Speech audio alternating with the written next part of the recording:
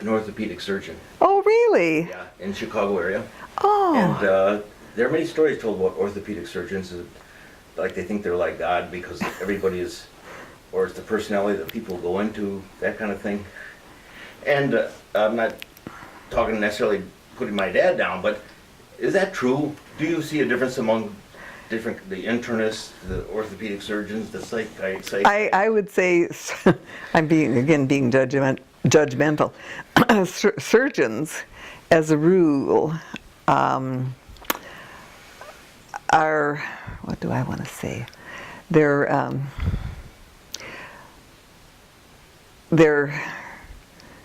head of the team. Family practitioners, on the other hand, tend to have more respect for each other. My daughter was a head nurse in Washington, D.C., and this surgeon used to come to the desk and they'd talk about issues. And a couple times she was at meetings, and I'm so proud of her. He came to the desk and wanted to speak with her, and she was off at a meeting. So he was quite critical about her being at meetings to some of her staff. So the next day she made sure she was at the desk when he came, and she said, "Dr. So-and-so, I understand that you were disappointed because I wasn't here when you wanted to meet with me." And then, of course, he blustery. So then she said, "Well, really, Dr. So-and-so, if you would like to meet with me, you can make an appointment." Well, you could. I said, "Yes, that's my daughter." But she, like I, believed in the equality of people, and position should. But I think, in response to your question, I would say surgeons, as a rule, just like pilots. One of my sons is a pilot, and they're the head of the team. But some are a little bit more democratic, shall we say, in their approach to people. Right. So. In the history of UW Green Bay, there was a local orthopedic surgeon who was on the board and caused quite a tempest in terms of how this should be run. He lived over on Old Plank Road. Well, that's where we used to live. Okay, so you might know him. Oh, Dr. Nellen. Yes. Dr. Nellen, yes. Well, he's dead now. But he an opinionated man, very bright. His wife, well, in fact, we lived practically we did live across the ravine from each other. And his wife was when my husband and I moved into our home on Old Plank Road, she was our first visitor. So, nice lady. And I liked him too, but I don't recall the controversy at UWGB. But he was certainly a respected orthopod. He was very... Now, us on Old Plank. He lived a little bit further down. We lived in the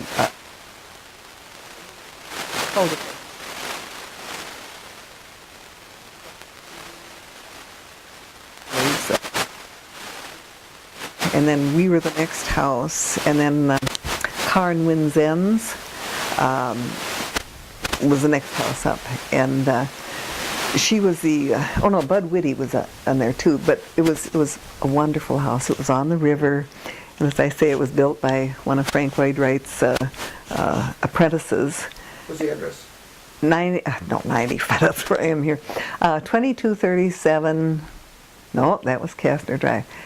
2304 Old Plank Road. And it's, when you go on Old Plank Road, it's the first private drive back, and it's well, I don't know how it is now. I don't think they've taken care of it. But we were fortunate enough to sell it. But it was a beautiful home.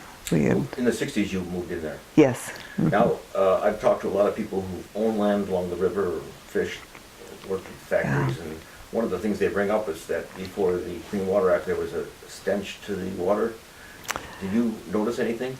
I did, yes, although we were far enough back, that, but we didn't swim. And Mark had a boat that we would take out, a little fishing boat, but I can remember further on down Old Plank Road, there was a farm, there still is a farm there. And of course I was always concerned about the runoff from the cows. It was a dairy farm, still is a dairy farm. And I don't know how much has changed as far as the runoff. And the Clean Water Act, it needs a lot of attention, particularly with the agriculture in this area. There's some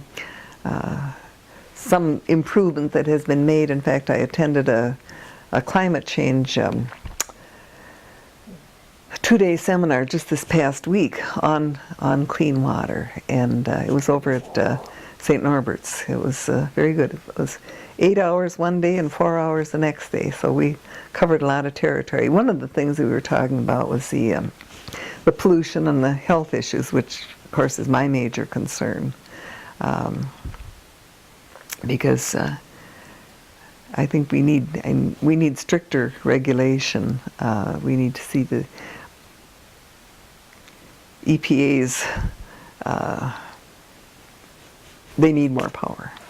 Has the health of people and animals of this area been studied enough to know what's going on? I've heard people say that there was a report that one of the federal agencies tried to do just 10 years ago when it was suppressed or changed by editors who weren't qualified to do so. Do you know anything about these? Well, I don't know about that. I couldn't speak to any suppression by the editors. However, I don't think that, I know that, in fact, I complained, Don Carmichael from the Press Gazette was at this seminar the other day, and they had breakout session. I was in the one on health, and I mentioned that I had written 2 letters to the Press Gazette, and I said, and they still haven't been published. They were primarily on clean air, which is certainly one of the issues that I'm concerned about. But let's talk about air, the things that you're familiar with and are concerned with. How bad is the air? I hear different. Well, I think having lost my entire family, my mom and dad and my only sister, to lung cancer, I'm very concerned about air pollution. I used to be on the Wisconsin Tobacco Control Board and was a persistent campaigner against smoking, and we have seen a tremendous decrease in it, but it's still prevalent. Let's see, I keep changing. The smokestacks out here, I visited the Pulliam plant and went through it, and I was pleased to know that they are taking some steps to control their air emissions, and probably not fast enough, but at least it seemed like they were working on it. I went to the WPS had a open house. I visited that and talked to the different people in their different areas. But I know the escalation of asthma cases in this area is very high. I would like to get some statistics, and the Population Health Institute in Madison does have statistics, but they're generalized from throughout the country. They have like percentages of people in Wisconsin. We would like to get some specific data for Brown County, and we are working on that. We meaning some of these people that are involved in I'm kind of tangentially involved, but not. But my nephew is one of the directors, is the director of the Wisconsin Population Health Institute out of the university at Madison, and he's Pat Remington, Dr. Pat Remington, who also has a master's in public health, and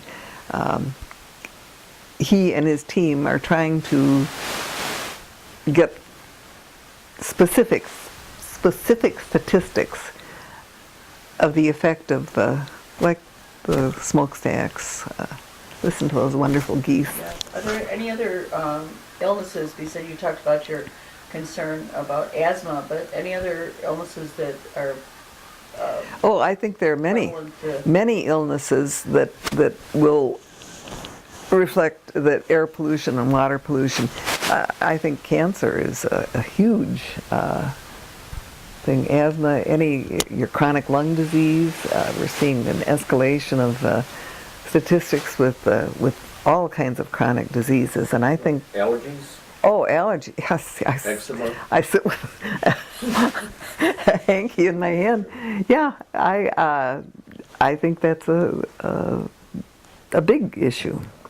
And like autism is what increased. about neurological? Yeah, I was gonna dovetail on that. I haven't really studied that, but I would be very surprised if there was not involvement, neurological involvement. In fact, speaking of autism, who knows what the connection is? I think we're just at the tip of the iceberg in finding out the damage to our human system from our lack of respect for the environment.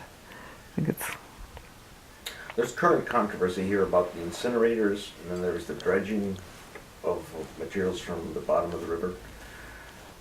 What do you make of those? Well, addressing the issue of the incinerator that the Native American community is building here in Green Bay, I've tried to study it, but I don't really know other than what I've read in the newspapers and gone on the net.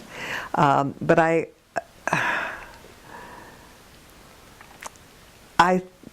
personally am supportive of it. I think it sounds to me like they've done their homework. It sounds to me like they know what they're doing. And as someone said in the paper the other day, or I guess I saw it on television, this older woman